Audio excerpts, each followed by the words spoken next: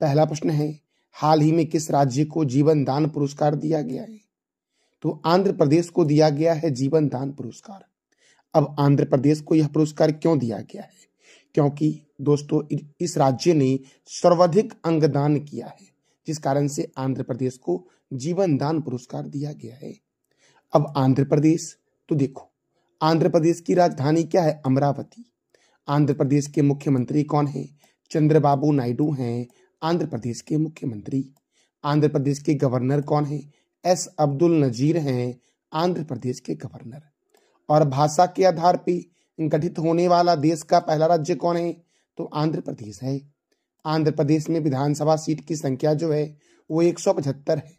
राज्यसभा यहाँ पर 11 है और लोकसभा कितना दोस्तों है? तो 25 है।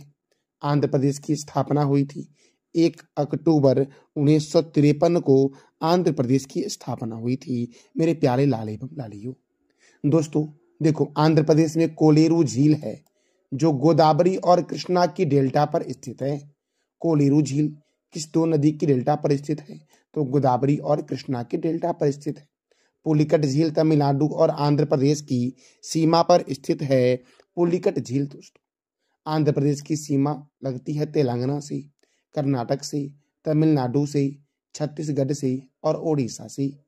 श्री वेंकटेश्वर राष्ट्रीय उद्यान, पुलिकट लेक वन्य जीव अभ्यारण्य, नागार्जुन सागर श्रीशल्म वन्य जीव अभ्यारण्य, पापी कोंडा नेशनल पार्क कहाँ है? आंध्र प्रदेश में। बालाजी मंदिर तिरुपति में है। भारत का सबसे गहरा बंदरगाह है विशाखापट्टनम बंदरगाह जो आंध्र प्रदेश में है। दक्षिण मध्य रेलवे का हेडक्वार्टर सिकंदराबाद में है।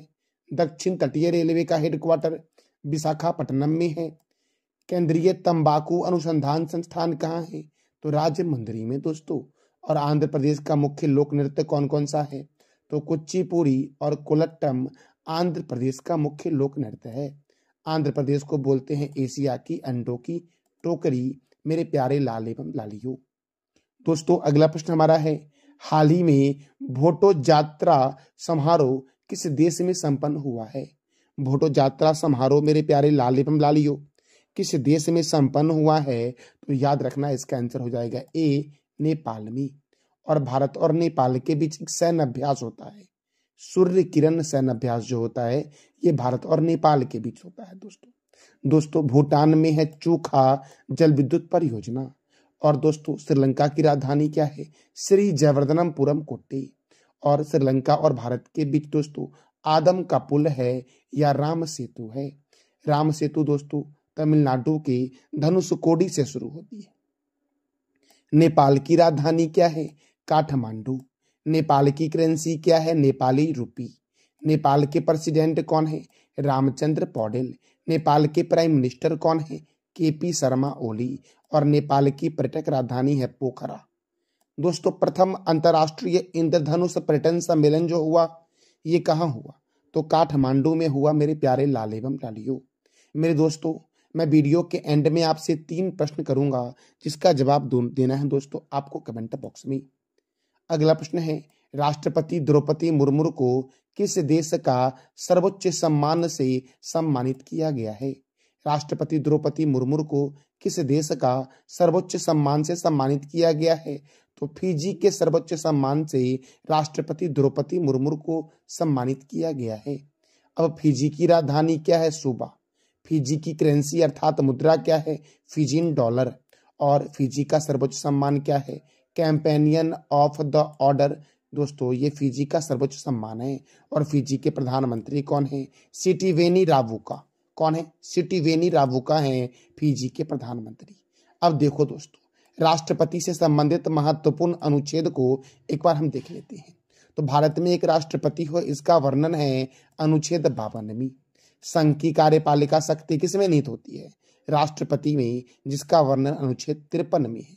राष्ट्रपति का चुनाव है 54 में और राष्ट्रपति के चुनाव के तरीका का वर्णन है 55 में। दोस्तों राष्ट्रपति का कार्यकाल जो है इसका वर्णन किस अनुच्छेद में है? तो 56 में है मेरे प्यारे लाल एवं लालियों। राष्ट्रपति के चुनाव के लिए पुनः अर्हताएं अर्थात क्वालिफिकेशन 57 में है। राष्ट्रपति चुने जाने के लिए योग्यता अनुच्छेद 58 में है। राष्ट्रपति के कार्यकाल की दशाएं अनुच्छेद 59 में है। राष्ट्रपति का शपथ ग्रहण अनुच्छेद 60 में है दोस्तों, कई बार पूछा गया है, शपथ 60 में है। राष्ट्रपति पर महाभियोग चलाने की प्रक्रिया 61 में दोस्तों है। राष्ट्रपति पद की रिक्ति की पूर्ति के लिए चुनाव कराने का समय का वर्णन जो है ये अनुच्छेद 62 में है। राष्ट्रपति को क्षमादान करने की शक्ति का वर्णन किस अनुच्छेद में है, तो अनुच्छेद 72 में है। मेरे प्यारे दोस्तों, अब आप एक बार मेरे साथ साथ बोलो, राष्ट्रपति भारत में हो अनुच्छेद 52 के तहत। संघ की कार्यपालिका शक्ति किस अनुच्छेद में है, 53 में। राष्ट्रपति का चुनाव दोस्तों 54 में है। राष्ट्रपति के चुनाव का तरीका 55 में है।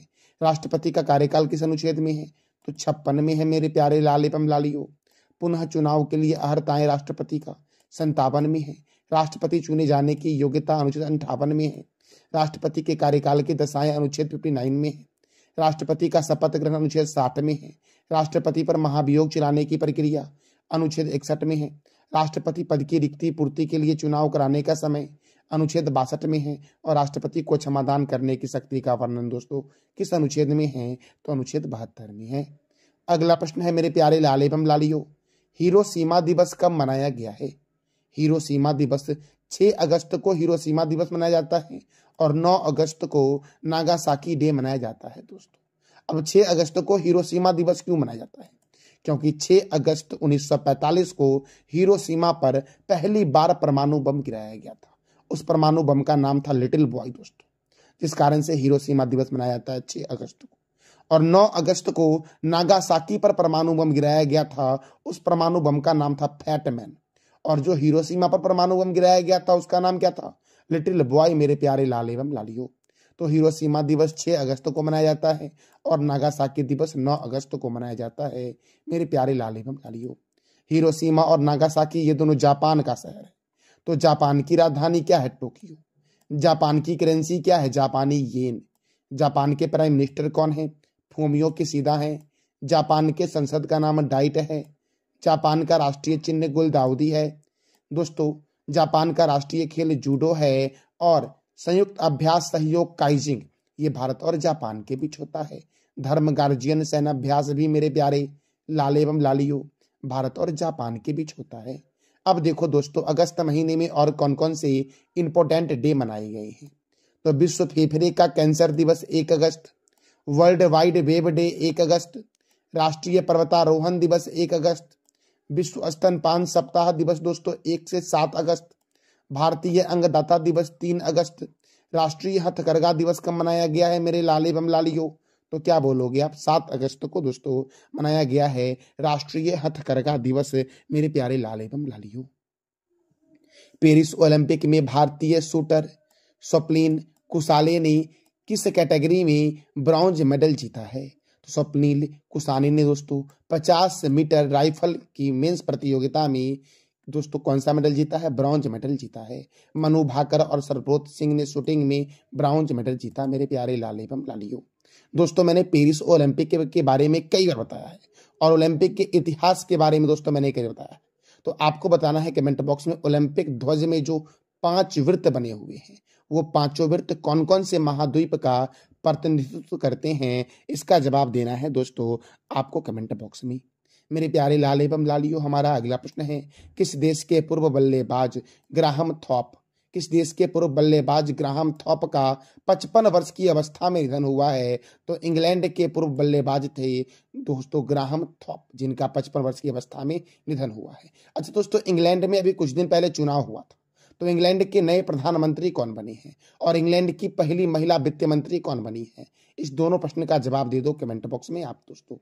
अब देखो, क्रिकेट के महत्वपूर्ण स्टेडियम को एक बार देख लेते हैं। चिदम्बरम स्टेडियम चेन्नई में है, चेपक स्टेडियम चेन्नई में है, ईडन गार्डन स्टेडियम कोलकाता में है, चिन्ना स्वामी स्टेडियम बेंगलुरु में है, अरुण जेटली स्टेडियम दिल्ली में है, राजीव गांधी स्टेडियम कहाँ है दोस्तों, तो हैदराबाद में है, बाराबाती स्टेडियम कटक में है, वानखेड़े स्टेडियम मुंबई में है, किन्नन स्टेडियम जमशेदपुर में है, मेलबर्न स्टेडियम ऑस्ट्रेलिया में है, पर्थ बिस्वर्न स्टेडियम कहाँ है दोस्तों, तो ऑस्ट्रेलिया में है पर्थ और बिस्वर्न स्टेडियम मेरे प्यारे लाल एवं लालियों। अच्छा दोस्तों देखो, क्रिकेट के महत्वपूर्ण कप और ट्रॉफी को देख लेते हैं। Ranji trophy Irani trophy, Vijay Hazare trophy, Moin Uddaula gold cup, Cooch Behar cup, Duleep trophy, Rohinton Baria cup, GD Birla cup और देवधर ट्रॉफी का संबंध किस खेल से है? तो क्या बोलोगे आप? क्रिकेट से है।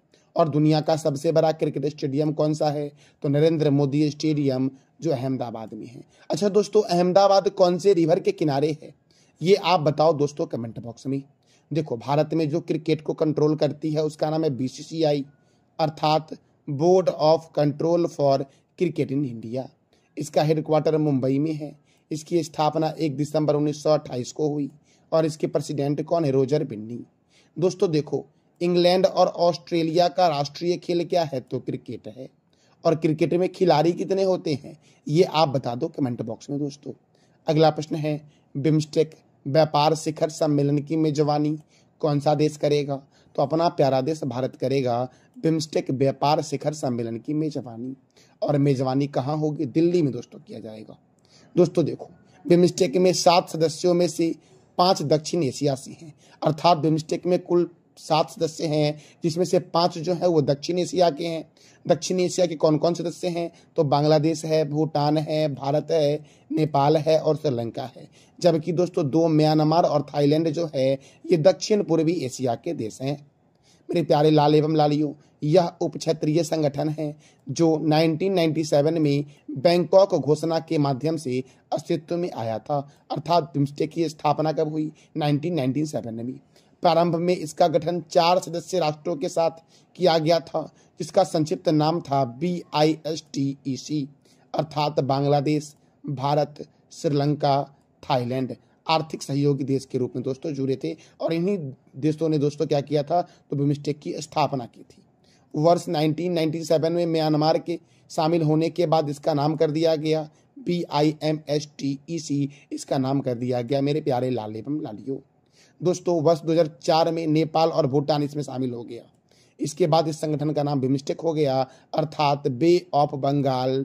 दोस्तों क्या नाम पड़ गया? Bay of Bengal initiative for multi sectoral technical and economic cooperation कर दिया गया है इसका नाम। तो दोस्तों नेपाल और भूटान इसमें कब शामिल हुआ? 2004 में। म्यांमार कब शामिल हुआ? 1997 में मेरे प्यारे लाल एवं लालियों। और कौन से 4 देश ने मिलकर इस संगठन की स्थापना की थी? तो भारत, बांग्लादेश, श्रीलंका और थाईलैंड ने दोस्तों इसकी स्थापना की थी बिम्स्टेक की। मेरे प्यारे लाल एवं लालियों, हमारा अगला प्रश्न है, हाल ही में किस राज्य की विधानसभा में अनुसूचित जनजाति आरक्षण के लिए विधेयक पेश हुआ है? हाल ही में किस राज्य की विधानसभा में अनुसूचित जनजाति आरक्षण के लिए विधेयक पेश हुआ है? तो गोवा में दोस्तों। कहाँ पर पेश हुआ है? गोवा में। और गोवा की राजधानी क्या है? तो पणजी है। गोवा के गवर्नर कौन है? PS श्रीधरन पिल्लई। गोवा के मुख्यमंत्री कौन है? प्रमोद सावंत। गोवा में राज्यसभा 1 है और लोकसभा 2 है। गोवा में विधानसभा सीट कितना है? 40। और मिजोरम में भी 40 है मेरे प्यारे लाल एवं लालियों विधानसभा सीट। मेरे प्यारे दोस्तों, गोवा मुक्ति दिवस कब मनाया जाता है? 19 दिसंबर को मनाया जाता है गोवा मुक्ति दिवस, क्योंकि 19 दिसंबर 1961 को गोवा जो है ये पुर्तगाल से आज़ाद हुआ था। गोवा स्थापना दिवस 30 मई को मनाया जाता है क्योंकि 30 मई 1987 को गोवा को पूर्ण राज्य का दर्जा दिया गया था। अच्छा दोस्तों, जानते हैं अब गोवा में कौन कौन से वन्यजीव अभ्यारण्य हैं और कौन से नेशनल पार्क हैं? तो बोंडला वन्यजीव अभ्यारण्य, भगवान महावीर वन्यजीव अभ्यारण्य, मांदी वन्यजीव अभ्यारण्य, नेत्रावली वन्यजीव अभ्यारण्य कहाँ है? गोवा में। राष्ट्रीय समुद्री विज्ञान संस्थान पणजी में है। सबसे बड़ा गिरजाघर दोस्तों अर्थात चर्च सेंट कैथेड्रल चर्च दोस्तों भारत का सबसे बड़ा चर्च कौन सा है? तो सेंट कैथेड्रल चर्च जो गोवा में है। दाभोली अंतर्राष्ट्रीय हवाई अड्डा दाभोली गोवा में है। दूधसागर झरना मांडोवी नदी पर है और गोवा की जीवन रेखा जो कहते हैं वो मांडोवी नदी को कहते हैं। नंदा झील दोस्तों कहाँ है? तो गोवा में है नंदा झील दोस्तों। अगला प्रश्न है, हाल ही में किस राज्य की नामदफा राष्ट्रीय उद्यान में 4 छल्ले वाली तितली देखी गई है? देखो 4 छल्ले वाली, आपको 4 छल्ले दिख रहे होंगे, 4 रिंग दिख रहे होंगे। तो 4 रिंग वाली तितली दोस्तों किस राज्य में देखी गई है? तो अरुणाचल प्रदेश में देखी गई है दोस्तों। कहाँ देखी गई है? अरुणाचल प्रदेश में। अब अरुणाचल प्रदेश में देखी गई है तो अरुणाचल प्रदेश की राजधानी क्या है? ईटानगर। और जैसे ही दोस्तों ईटानगर आपके मन में आए तो याद रखना सेला सुरंग ईटानगर में है। पासीघाट हवाई अड्डा अरुणाचल प्रदेश में है। अरुणाचल प्रदेश के गवर्नर कौन है? कैवल्य त्रिविक्रम परनाइक। यहाँ के मुख्यमंत्री हैं पेमा खांडू। दोस्तों अरुणाचल प्रदेश के मुख्यमंत्री कौन है? पेमा खांडू। राज्यसभा यहाँ पर 1 है और लोकसभा 2 है। अरुणाचल प्रदेश की स्थापना हुई थी केंद्र शासित प्रदेश के रूप में 21 जनवरी 1972 को और इसे पूर्ण राज्य बनाया गया 20 फरवरी 1987 को। दोस्तों पखोई वन्य जीव अभ्यारण्य, नामदफा बाघ रिजर्व, कमलांग बाघ रिजर्व, मौलिंग राष्ट्रीय उद्यान, दिबांग घाटी वन्य जीव अभ्यारण्य और टैली घाटी वन्य जीव अभ्यारण्य किस राज्य में है? तो अरुणाचल प्रदेश में है। मेरे प्यारे दोस्तों मैंने आपको कुछ दिन पहले ही बताया था कि टैली घाटी वन्य जीव अभ्यारण्य में ही दोस्तों सींग वाली मेढक की खोज हुई थी। दोस्तों बोमडिला दर्रा, यांग्याप दर्रा और दीफू दर्रा किस राज्य में है?